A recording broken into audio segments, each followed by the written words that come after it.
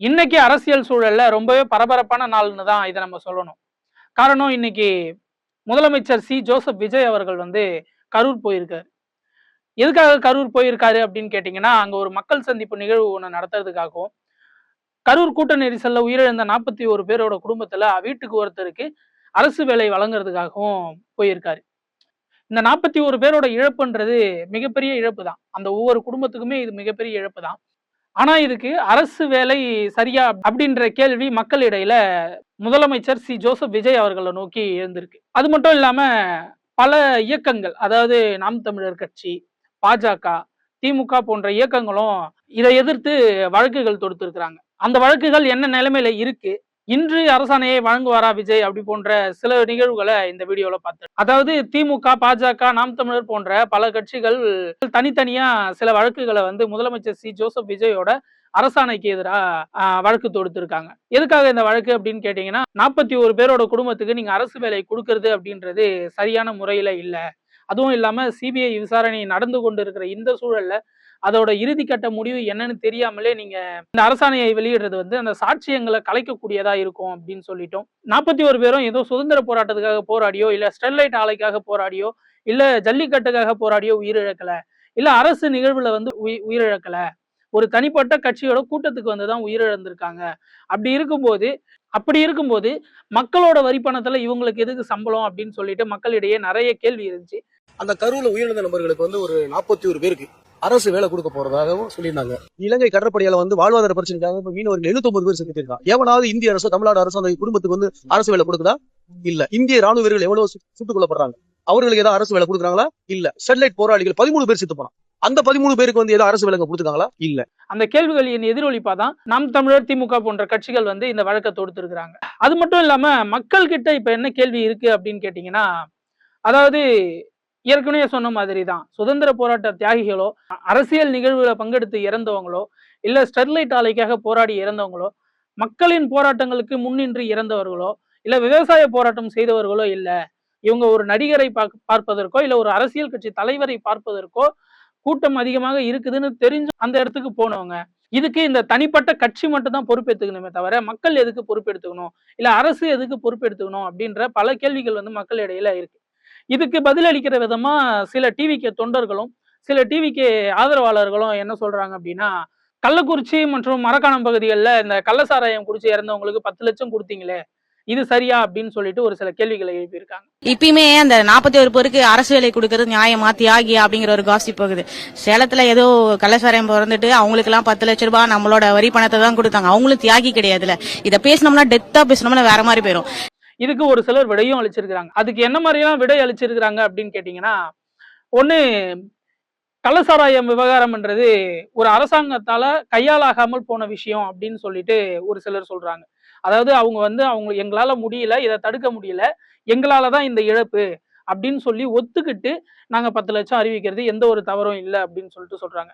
அது மட்டும் இல்லாம இந்த கள்ளசாராயம் நிகழ்வுக்கு 10 லட்சம் கொடுக்கும்போது கேள்விகள் எழாம இல்ல. சாராயம் குடிச்சு போய் 10 லட்சம் கொடுத்ததே தப்பு நம்ம சொல்றோம், அவங்களுக்கு அரசு வேலை கேட்டா கேவலம் அல்ல? அது போலதான் இது இருக்குது. திடீர்னு நடந்த நிகழ்வுக்கு திடீர்னு அறிவிச்ச நிதிக்கு என்ன பேச முடியுமோ அதை மட்டும் தான் பேச முடியும். அது மட்டும் இல்லாம கரூர் நிகழ்வுக்கு அரசாங்கத்தோட அடிப்படையில இருந்து நிதி ஒதுக்கப்பட்டு இருக்கு, ஒவ்வொரு குடும்பத்துக்கு 2 லட்சம் வரைக்கும் கொடுத்திருக்காங்க அப்படின்னு சொல்லிட்டும் சொல்றாங்க. இது ஒரு தனிப்பட்ட கட்சியோட கூட்டத்துல நடந்த ஒரு விவகாரம். இந்த விவகாரத்துக்கு முழுக்க முழுக்க அந்த தனிப்பட்ட கட்சி தான் பொறுப்பேற்றுக்கணும். அதுக்கு டிவிகேல இருந்து 20 லட்சம் ஒவ்வொரு குடும்பத்துக்கு பணமும், அது இல்லாம மாசம் மாசம் 5000 பணமும் கொடுத்துட்டு இருக்காங்க. அது போக அரசாங்கத்துல இருந்து ஒவ்வொரு குடும்பத்துக்கும் 2 லட்சம் பணமும் கொடுத்திருக்காங்க. அது போக அரசு வேலையும் அப்படின்னும் போது இங்க 41 பேரோட உரிமை பறிக்கப்படுகிறது. அது மட்டும் இல்லாம இந்த அரசு வேலை வழங்கப்படுவதற்கான காரணமாக சில அரசியல் விமர்சகர்கள் ஒரு புதிய காரணங்களை முன்வைக்கிறாங்க. அவங்க முன்வைக்கிற காரணம் என்னன்னு பாத்தீங்கன்னா, ஒரு அரசியல் லாபத்துக்காக, அதாவது டிவிகேவோட அரசியல் லாபத்துக்காக தான் இந்த 41 குடும்பத்துக்கும் இப்போது அரசு வேலை வழங்கப்படுது அப்படின்னு சொல்லிட்டு ஒரு விமர்சனங்களை முன்வைக்கிறாங்க. எதுக்காக இப்படிப்பட்ட ஒரு விமர்சனங்களை முன்வைக்கிறாங்க அப்படின்னு கேட்டீங்கன்னா, கரூர்ல இருக்கக்கூடிய எம்எல்ஏ இப்போ வந்து ராஜினாமா பண்ணிட்டாங்க, அங்க இடைத்தேர்தல் வரப்போகுது. அது மட்டும் இல்லாம கரூர் தொகுதியை வென்றெடுக்கணும் அப்படின்றதுக்காகவும் மீதி இருக்க 6 தொகுதிகள், அதாவது மொத்தம் 7 தொகுதிகள் காலியானதாக அறிவிக்கப்பட்டிருக்குது. இந்த 7 தொகுதிக்கும் மொத்தமா தான் இடைத்தேர்தல் வரப்போகுது. மீதி இருக்கக்கூடிய இந்த 6 தொகுதிகளையும் வெற்றி பெறதுக்கு இது ஒரு மைல் ஸ்டோனா இருக்கும் அப்படின்னு சொல்லிட்டு சில விமர்சகர்கள் வந்து டிவிகேவை தாக்கி பேசுறத நம்ம பார்க்க முடியுது. மக்களாகிய உங்ககிட்ட சில கேள்விகள். ஒருவரோட உயிர் இழக்கிறது தான் அரசு வேலைக்கான தகுதியா?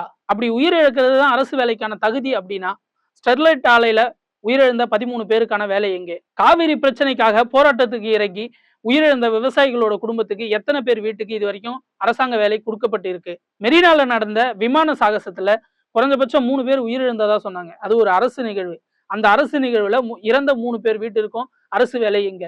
இது போல பல கேள்விகள் இருக்கு. இந்த கேள்விகள் எல்லாத்துக்கும் மக்களாகிய நீங்க தான் விடை சொல்லணும். அடுத்ததா நம்ம பார்க்க போறது, ஏற்கனவே நம்ம சொன்ன மாதிரி டிவிகே அரசு பண்ணக்கூடிய இந்த ஸ்டிக்கர் அரசு. இப்போ ஒரு படி கொஞ்சம் மேல போய் ஸ்டிக்கர் அரசியலுக்கு பதிலா அந்த ஸ்டிக்கரை பிரிக்கிற அரசியல் பண்றாங்க அப்படின்ற மாதிரி ஒரு விமர்சனங்கள் மக்கள் மத்தியிலையும் விமர்சகர்கள் மத்தியிலையும் எழுந்திருக்கு. அதாவது ஏற்கனவே நம்ம பார்த்த மாதிரி நான் முதல்வன் திட்டத்தை டிஎன் ஸ்கில்ஸ் அப்படின்னு சொல்லிட்டு மாத்திருந்தாங்க. இப்போ அரசாங்க பேருந்துகள்ல ஏற்கனவே எம்.கே. ஸ்டாலின் அவர்கள் இருக்கும்போது அவரோட ஆட்சியில கொண்டு வரப்பட்டது மகளிர் விடியல் பயணம் அப்படின்னு சொல்லிட்டு. இந்த மகளிர் விடியல் பயணம் அப்படின்றது அவங்க ஒரு திட்டமா உருவாக்கி அந்த திட்டத்துக்கு மகளிர் விடியல் பயணம்னு பேர் வச்சு அதை வந்து எல்லா பேருந்துகள்லயும் அந்த பேர்லயே பேருந்துகள் ஓடணும் அப்படின்றதுக்காக அந்த பேரை வச்சு பண்ணாங்க. இப்ப அந்த பேருந்துல இருக்கிற மகளிர் விடியல் பயணத்துல விடியல் அப்படின்ற வார்த்தையை மட்டும் தூக்கிட்டாங்க. இப்ப மக்கள் வைக்கக்கூடிய விமர்சகர்கள் வைக்கக்கூடிய விமர்சனமும் என்னன்னு கேட்டீங்கன்னா, ஒருத்தவங்களோட ஆட்சியில வரக்கூடிய திட்டங்கள் உங்களுக்கு பிடிக்கல, இல்ல இந்த திட்டங்களை மாறுதல் கொண்டு வர போறோம் அப்படின்னா அந்த திட்டங்கள் மேல உங்களோட மாறுதலை செலுத்துங்க. மாறுதலை செலுத்திட்டு அதுக்கப்புறம் உங்களோட பேரை வச்சுங்க. எந்த ஒரு மாறுதலும் பண்ணாம பேரை மட்டும் மாத்துறதுக்கு பேரு மாற்றமா அப்படின்னு சொல்லிட்டு சில கேள்விகள் வந்துட்டு இருக்கு. இந்த விஷயத்தை பத்தி போக்குவரத்து துறை அமைச்சர்கிட்ட கேள்வி கேட்டிருக்கும் போது, ஏற்கனவே கிளாம்பாக்கம் பேருந்து நிலையத்துல நடந்த நிகழ்வுல ஒருத்தர்கிட்ட ஒரு பதில் சொல்லியிருப்பாரு. நீங்க எல்லாரும் சாப்பிட்டீங்க, நான் இன்னும் சாப்பிடல அப்படின்னு சொல்லிட்டு. அதே போலதான் இப்போ இந்த விஷயமும் நடந்திருக்கு. செய்தியாளர்கள் அவர்கிட்ட ஒரு கேள்வியை கேட்கிறாங்க, சார் அதாவது இந்த விடியல்ன்ற பேரை எடுக்கிறதுக்கான காரணம் என்ன அப்படின்னு சொல்லிட்டு. அவர் என்ன சொல்றாரு, மகளிர் பயணம் தானே, அதுதானே கரெக்டான பேரு அப்படின்ட்டு. மகளிர் பயணம் சொல்லி இந்த விடியல் அப்படின்ற மகளிர் பயணம் தானே அது, விடியல் அப்படின்ற பேர் தூக்கப்பட்டது. அது மகளிர் பயணமா தான், மகளிருக்கான பயணம் அது மகளிர் பயணம் போட்டிருக்காங்க. அது எனக்கு அதாவது ஏற்கனவே இருந்த பேரை எடுத்ததுக்கான காரணம் என்னன்னு கேக்குறோம். திரும்பவும் அவங்க என்ன பண்றாங்க, இதுதானே பேரு, இதுதான் பேருன்னு சொல்றது சரியானதா அப்படின்னு சொல்லிட்டு செய்தியாளர்கள் மத்தியில மிகப்பெரிய விமர்சனங்கள் எழுந்துட்டு வருது. அதாவது வெளிப்படையான அன்பான சர்வாதிகாரியான ஆட்சி அப்படின்னு சொல்லிட்டு முதல்வர் சி ஜோசப் விஜய் அவர்கள் ஆட்சிக்கு வருவதுக்கு முன்னாடி சொல்லியிருந்தாரு. ஆனா இதுல என்ன மாதிரியான வெளிப்படைத்தன்மை இருக்குது அப்படின்றத எங்களால புரிஞ்சுக்க முடியல.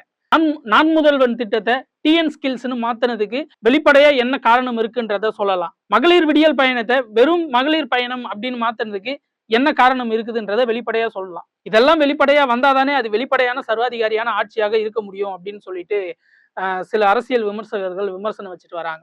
அடுத்ததா ஒண்ணு பார்க்கணும் அப்படின்னா, தொடர்ந்து அவமதிக்கப்பட்டு வரும் தமிழக செய்தியாளர்கள் மற்றும் ஊடகவியலாளர்கள்.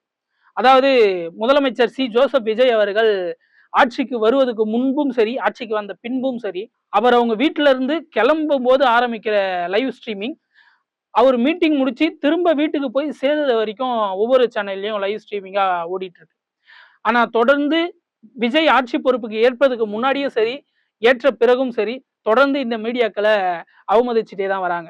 அதாவது அவர்கள் கேட்கிற கேள்விக்கு பதில் சொல்லாம ஓடுறது, அவங்கள கேள்வி கேட்கவே விடாம தடுத்து நிறுத்துறது, அரசாங்க நிகழ்வுகளை ஷூட் பண்ண விடாம செய்யறது. இன்னைக்கு அப்படி என்ன நடந்துச்சுன்னு பாத்தீங்கன்னா, கரூர் மக்களை சந்திக்க போயிருந்த முதலமைச்சர் சி ஜோசப் விஜய் அவர்கள் அவர் வருவதற்கு 10 கிலோமீட்டருக்கு முன்னாடி இருக்கும் போதே மேடையில சிஎம் விஜய் பேசக்கூடிய வார்த்தைகளை பதிவு பண்ணக்கூடிய ஊடகவியலாளர்களை அந்த இடத்துல இருக்கக்கூடாது அப்படின்னு சொல்லிட்டு ஸ்டாண்டு முத கொண்டு எல்லாத்தையும் எடுத்துன்னு வெளியே போக சொல்லி அனுப்பிட்டாங்க.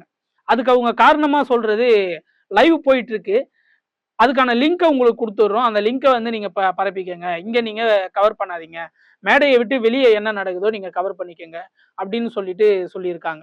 ஜனநாயகத்தின் 4வது தூண் அப்படின்னு சொல்லப்படுற ஊடகவியலாளர்கள் டிவிகே ஆட்சியில இப்படி தொடர்ந்து அவமதிக்கப்படுறது மக்கள் நீங்க என்ன நினைக்கிறீங்கன்னு சொல்லுங்க. இது போல சில செய்திகளோட நாளை சந்திக்கிறேன். நன்றி, வணக்கம்.